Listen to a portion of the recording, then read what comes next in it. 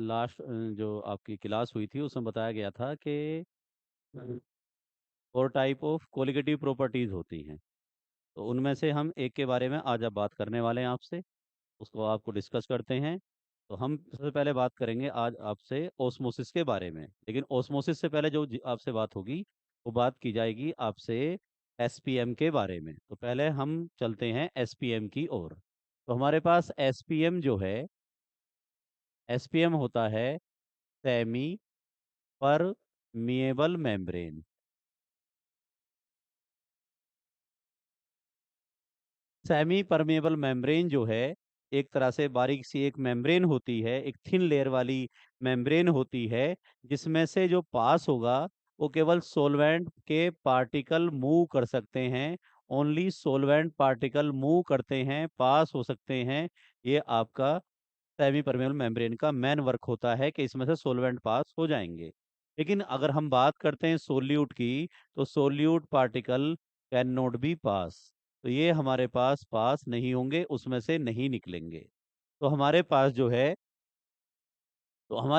है semi permeable membrane का main work क्या है? सेमी परमेबल मेम्ब्रेन का मेन वर्क होता है कि उसमें से सोलवेंट पार्टिकल तो वो पास हो जाएंगे, सोल्यूट पास नहीं होंगे। अगर हमारे पास सॉल्यूशन है तो दोनों चीज उसमें मेन होती है, सोलवेंट और सोल्यूट। तो उसमें से जो क्रॉस होगा, पास होगा, निकल जाएगा, वो निकलेगा केवल सोलवेंट, और सोल्यूट क्रॉस नहीं होगा, पास नहीं होगा।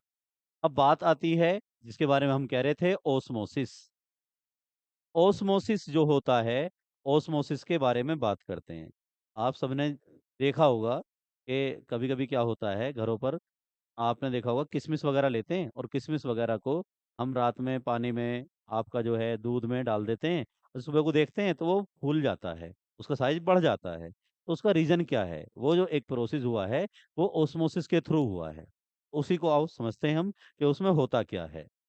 होता ये है कि आपने जो है रेजिन लिया, और रेजिन को आपने वाटर में डिप कर दिया, किशमिश को पानी में आपने डुबो दिया। जब किशमिश को आपने पानी में डुबोया तो ये आपका रेजिन है, और ये आपका जो है वाटर है।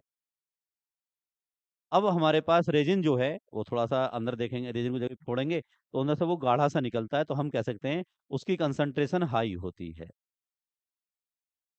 अब हम बात करते हैं वाटर की, तो उसके मुकाबले वो हल्का होता है, उसकी कंसंट्रेशन लो है। तो हमारे पास जो ये आपका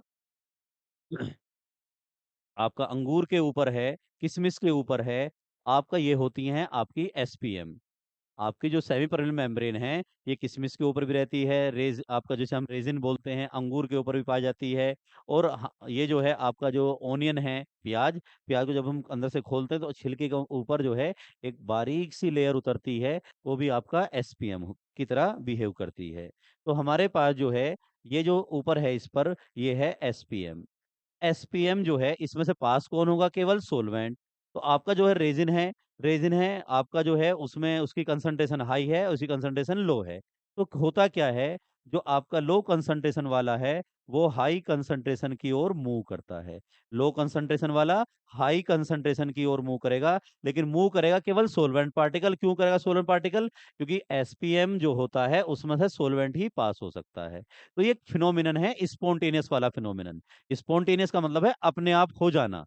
आप जब रात को किशमिश डाल रहे हो दूध में, तो उसके बाद जो है सारा प्रोसेस अपने आप ही तो होता है। लेकिन ऐसा कोई है कि आप उस टाइम जो है उसके अंदर किशमिश के अंदर आप जो है, या मुनक्खा के अंदर आप जो है अंदर पानी या दूध खुद भर रहे हैं? नहीं, वो तो अपने आप जाता है। अपने आप को कह रहे हैं हम, स्पॉन्टेनियस कह रहे हैं। समझ रहे हैं मेरी बात?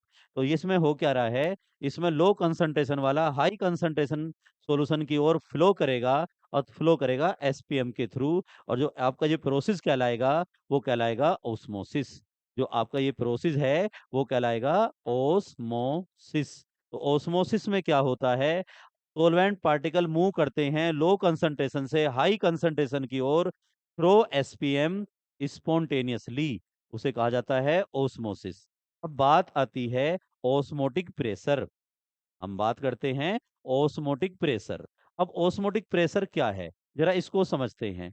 ओस्मोटिक प्रेशर वो प्रेशर है जो आपको जो है ओस्मोसिस को स्टॉप कर दे। किसको स्टॉप कर दे? ओस्मोसिस को। अब ओस्मोसिस को स्टॉप करना है, मान लीजिए एक तरफ आपने बीच में लिया एसपीएम, एसपीएम आपने लिया।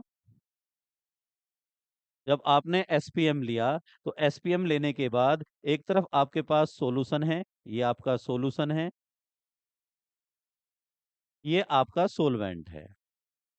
आपके हिसाब से आपको देखना है कि सॉल्यूशन में 2 चीज़ होती हैं। सॉल्यूशन के अंदर क्या-क्या है? सॉल्वेंट और सोल्यूट।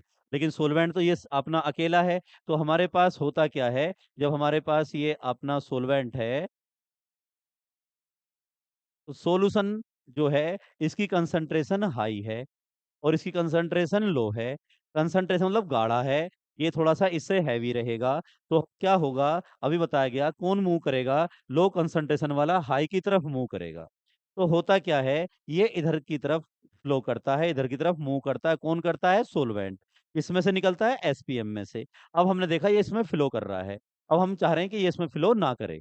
तो इसको फ्लो करने के लिए आपने क्या करा, इस पे बाहर से एक प्रेशर लगाया, जिसको कहा हमने एक्सटर्नल प्रेशर।